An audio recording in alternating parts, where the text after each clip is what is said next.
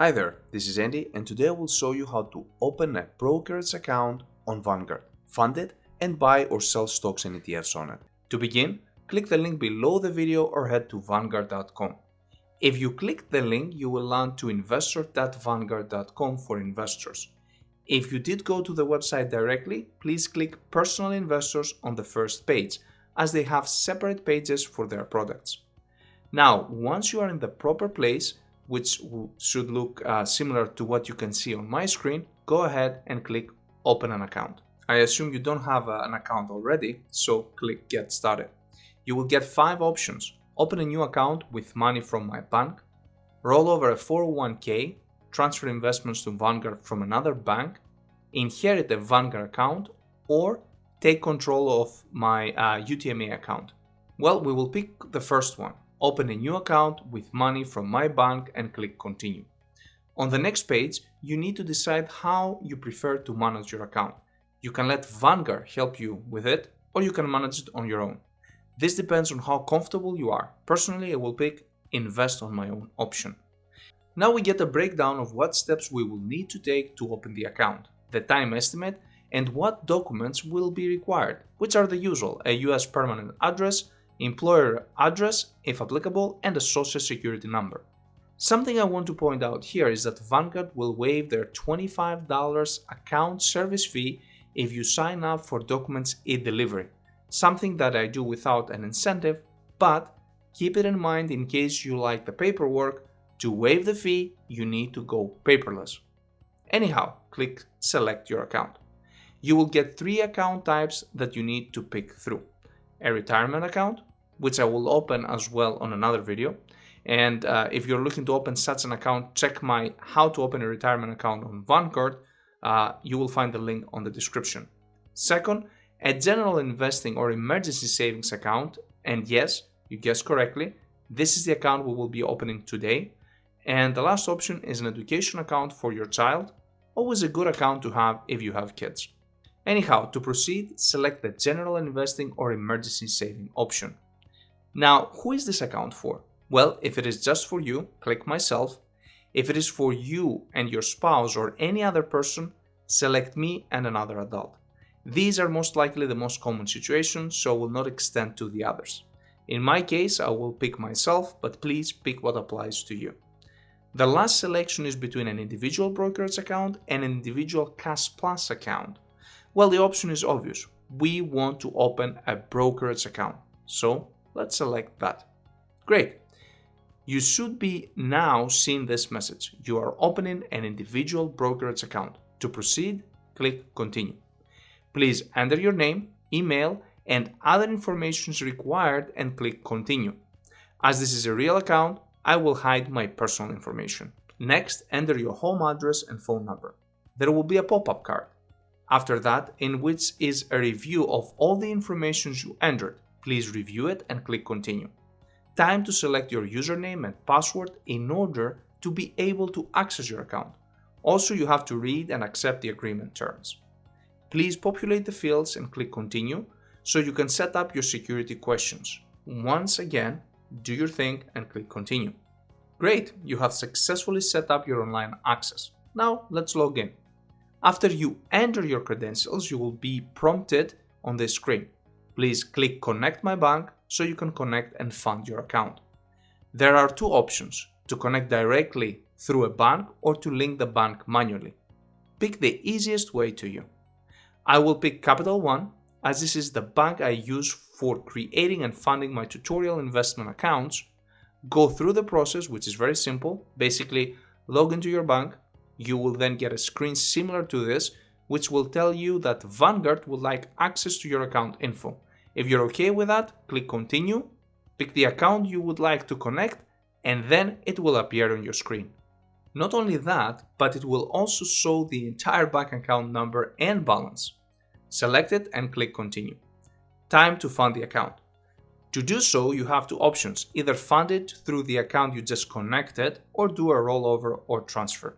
Well, for me, the choice is obvious and pre-marked actually. Let's proceed to add some money.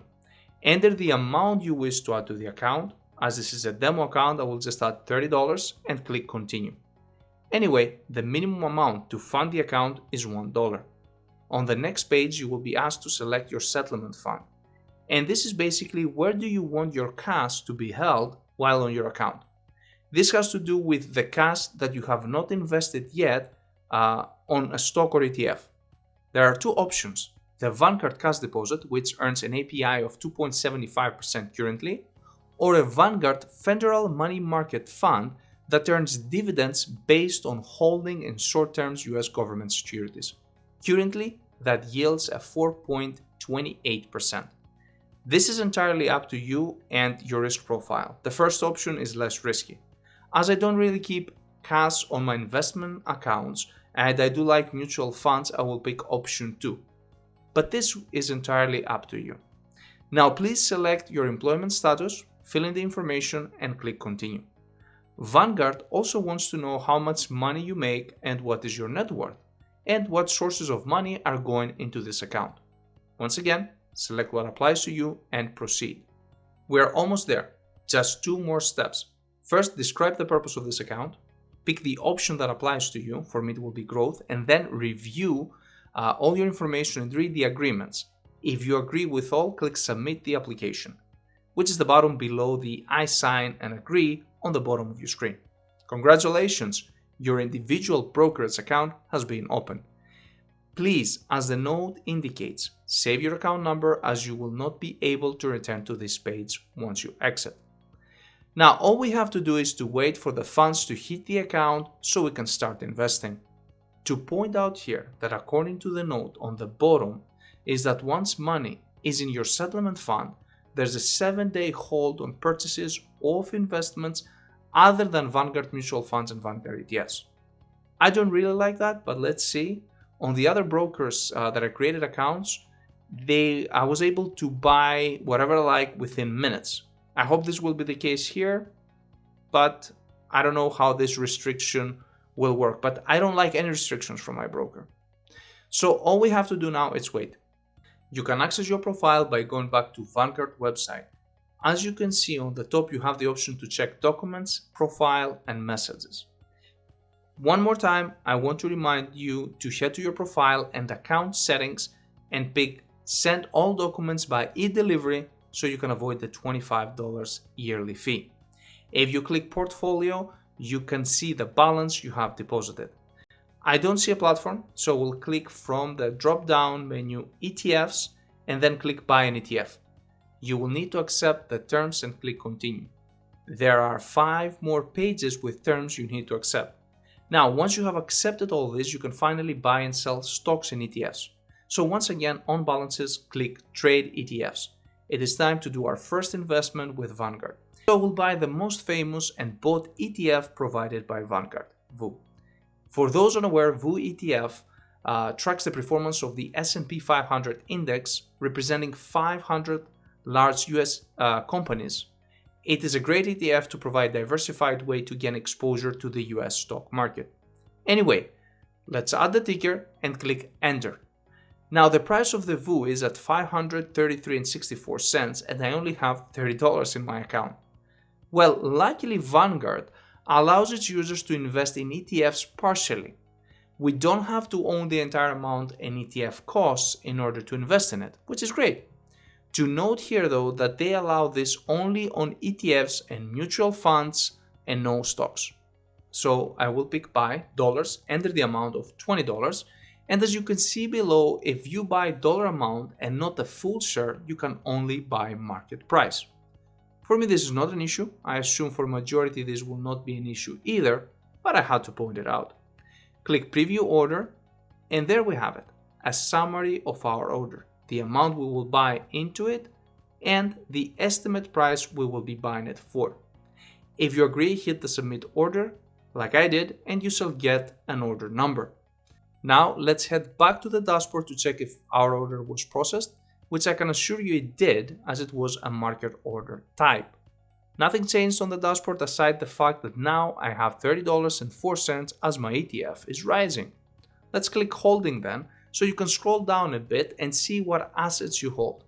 Here we can see the recently purchased VOO ETF, the current price, performance of the day, and the quantity we hold.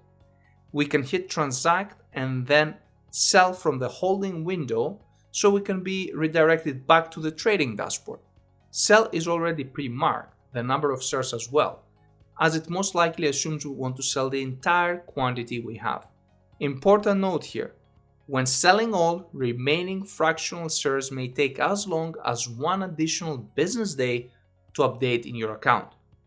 Do not sell all of the same security twice in one day. That's the note we get. This is how you buy and sell stocks and ETFs on the Vanguard platform. I hope that this video helped you to create and fund a Vanguard brokerage account. Please like, subscribe, and comment your question below. I will be more than happy to get back to you. Talk to you soon.